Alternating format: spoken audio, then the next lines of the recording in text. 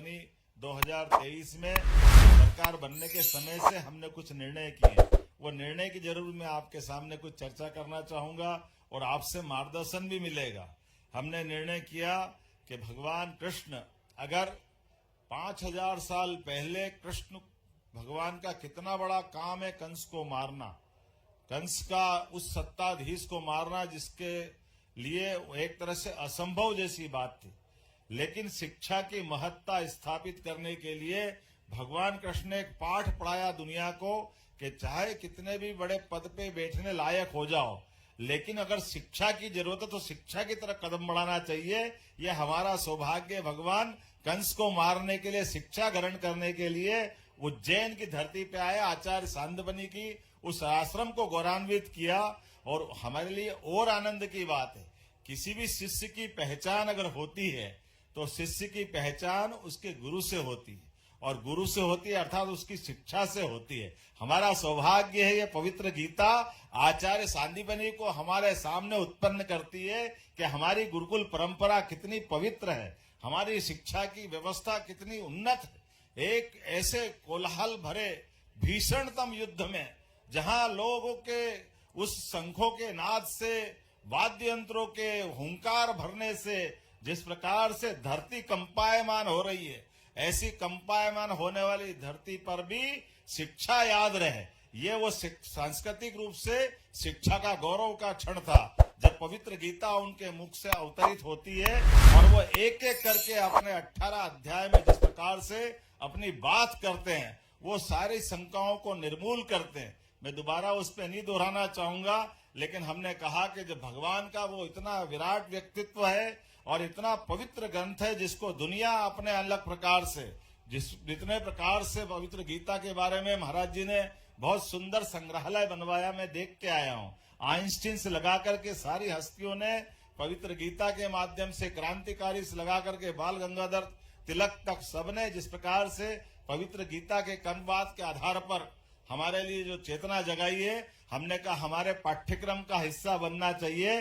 तो हमारी 2020 की शिक्षा नीति के आधार पर जो यशस्वी प्रधानमंत्री का पुनः वंदन करता हूं, अभिनंदन करता हूं, जिनने हमको मौका दिया, हमने पवित्र गीता को हमारे पाठ्यक्रम का हिस्सा मध्य प्रदेश सरकार की ओर से बना करके ये हमने कोशिश की है कि भगवान कृष्ण की उस शिक्षा की अनुपम देन को हमारी भावी पीढ़ी के सामने लाना चाहिए।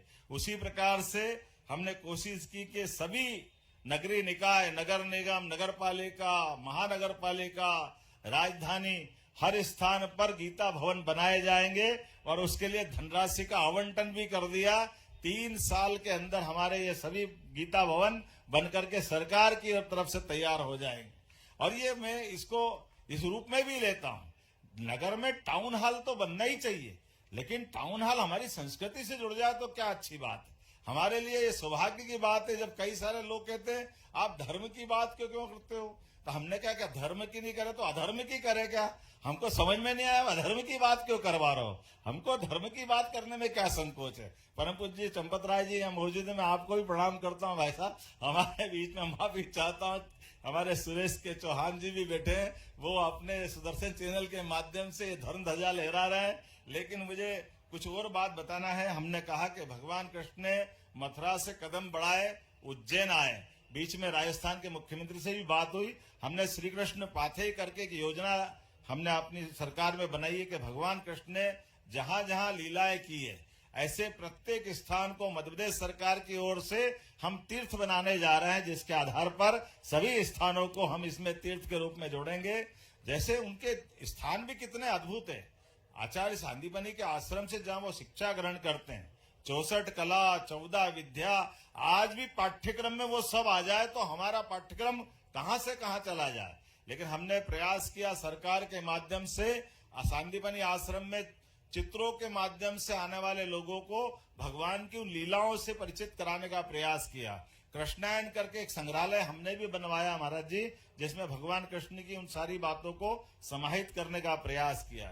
दूसरा हमने कहा कि जन्माष्टमी का जब पर्व आया तो जन्माष्टमी हमने कहा छुट्टी क्यों होना चाहिए, छुट्टी तो होना ही चाहिए, लेकिन स्कूल कॉलेज के ताले खुलवा करके भगवान कृष्ण की लीलाएं एक विद्वान व्यक्तित्व का लाभ बुला करके हमने उस पर भी सबको जागृति का प्रयास प्रारंभ किया। इस बार जन्माष्टमी बहुत धूमधाम से मनाई गई है पूरे मध्य प्रदेश सरकार की ओर से। हमने कहा भगवान कृष्ण के जीवन के विविध पक्ष, जैसे मैंने शिक्षा का बताया, ऐसे कई पक्ष सबके बीच में आना चाहिए। इसके अलावा हमने एक निर्णय और किया जो गोवर्धन पूजा का महाराज जी ने कर दिया है। अब तो ये गोवर्धन हमारे बीच में भगवान ने गोवर्धन पूजा के माध्यम से इस प्रकृति प्रेम का एक अपना विलक्षण मार्ग बताया है। इंद्र के केवल चाहने से वर्षा नहीं होती, इंद्र के चाहने से इंद्र अपनी मन में भाव कुछ भी बनाए, लेकिन इस पर्वत नदी पहाड़ के साथ हमारी वनस्पतियां नहीं हो, वन संपदा नहीं हो तो कहां वर्षा हो सकती। इस यथार्थ को भगवान ने कृष्ण ने सबके बीच स्थापित किया। तो हमने कहा कि ऐसी प्रकृति की लीलाओं में गौमाता का भी स्थान है और वन संपदा का भी स्थान है। इसलिए पूरे प्रदेश के अंदर गोवर्धन पूजा का आयोजन किया और मुझे इस बात की प्रसन्नता है कि हमारे साथ साथ हमारे विरोधी दल के लोग भी शामिल हुए और गोवर्धन पूजा का आनंद लिया है। हमने कहा गोवर्धन पूजा तो सच्चे अर्थों में दीपावली यही मनना चाहिए। हमने अपने प्रदेश की सभी गौशाला और ये जितने कांजी हाउस, पिंजरा पोल, ये शब्द का विलोपन कर दिया। ये उस समय की बात थी जब घर घर पशु पालते थे, कहीं आवारा निकल जाते थे, लेकिन आज के स्थिति में कहीं हमारी गौ माताएं अपाहिज है, बूढ़ी है, लावारिस है, या यातायात वो बाकी महानगरों में लोग छोड़ देते हैं। तो हमने कहा कि हमारी जितनी नगर निगम है, बड़ी बड़ी नगर पालिका है, सरकार अपने स्तर पे गौशाला चलाएगी और समाज भी चलाएगा। तो गौशाला का अनुदान भी डबल कर दिया। पहले 20 रुपया प्रति गौमाता देते थे, अब 40 रुपया प्रति गौमाता हमारी तरफ से प्रारंभ किया है पूरे प्रदेश के अंदर। इतना ही नहीं, हमने कहा कि ये जो कृषि की आय बढ़ाने के लिए दूध उत्पादन शुरू से किसानों की आय होती थी, इसलिए दूध उत्पादन के लिए भी जो 10 से ज्यादा गाय माता पालेगा उसको भी अनुदान हमारी सरकार के द्वारा दिया जाएगा। अर्थात घर घर हमने गोकुल बनाने की बात कही है। ये गाय का कुल जहां है वो गोकुल, और कौन सा गोकुल। तो ये घर घर गोकुल होना चाहिए कि नहीं होना चाहिए। इसलिए घर घर गोकुल बनाते हुए और जो गाय पाले वो सब गोपाल, दूसरे और कौन गोपाल। तो हमारे बीच में धर्म की मर्यादा के आधार पर हमने कोशिश की है कि इस प्रकार से गोवंश के साथ साथ दूध उत्पादन की क्षमता भी मध्य प्रदेश सरकार की बढ़े। अभी दूध का उत्पादन में पूरे देश में 9% का हमारा योगदान है। हम इसको 20% तक ले जाने के लिए संकल्पित हैं। उस तरह से हम इसमें बढ़ना चाह रहे हैं। आपका आशीर्वाद हमको मिलेगा। इसी के साथ साथ कुछ और निर्णय किए, लेकिन आज थोड़ी समय की कमी है।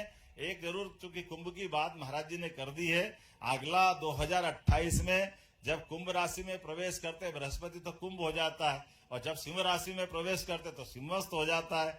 तो हमने कहा अगला सिंहस्थ जब 2028 में उज्जैन में होगा, हमने उसकी तैयारी प्रारंभ कर दी सभी ओर से। और हमने कहा कि अभी तक अस्थायी कैंप लगते थे, तो यह अस्थायी कैंप को हटा करके स्थायी रूप से आश्रम, अखाड़े, महामंडलेश्वरों को जगह देने का काम हम उज्जैन में कर रहे हैं। पूरा एक विस्तारित योजना बनाई गई है। आप सबके माध्यम से आप मैं निमंत्रण देना चाहूंगा। उज्जैन में अब आने वाले समय में हम वो प्रबंधन कर रहे हैं ताकि हमारी ये हरिद्वार के तर्ज पर उज्जैन का भी वो तीर्थ बने, जहां स्थायी रूप से एक 12 साल में बात क्यों अवसर आना चाहिए, पूरे साल कभी भी आओ, कभी भी जाओ, पूरे साल कुंभ मनाओ, पूरे साल सिंहस्थ का आनंद लो।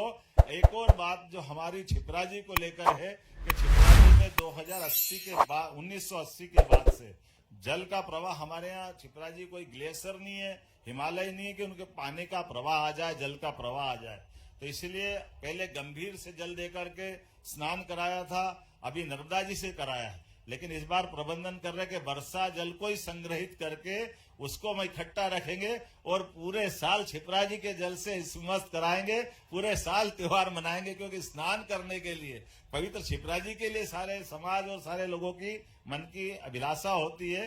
कोशिश कर रहे बूंद बूंद जल का संरक्षण भी हो और सदुपयोग भी हो और हमारी पवित्र भावनाओं का किसी प्रकार से आहत न हो। एक बार फिर मैं पूरे आयोजन के प्रति अपनी मंगल कामना देता हूँ, शुभकामना देता हूँ और उम्मीद करता हूँ कि अगले साल मुझे मालूम पड़ा कि इस सम्मेलन के साथ आप कोई स्टेट को पार्टनर भी बनाते हैं, तो मैं अभी से निवेदन करता हूं कि मेरा नंबर जरूर लगाना। मध्य प्रदेश सरकार की ओर से एक पार्टनर स्टेट के नाते से आपका हिस्सा बनेंगे, ताकि ये इसी प्रकार के आयोजन में हमको भी आनंद आए। एक जानकारी और देना चाहूंगा, 11 तारीख को जो गीता जयंती है, मध्य प्रदेश सरकार के द्वारा उज्जैन और भोपाल में एक साथ 5,000 से ज्यादा हमारे सभी भगवत भक्तों के माध्यम से, उनके मुखारविंद से गीता का पाठ का वर्ल्ड रिकॉर्ड बनाया जाएगा। तो आपके उस आयोजन में हमको भी जोड़ लेना, लिंक जोड़ करके।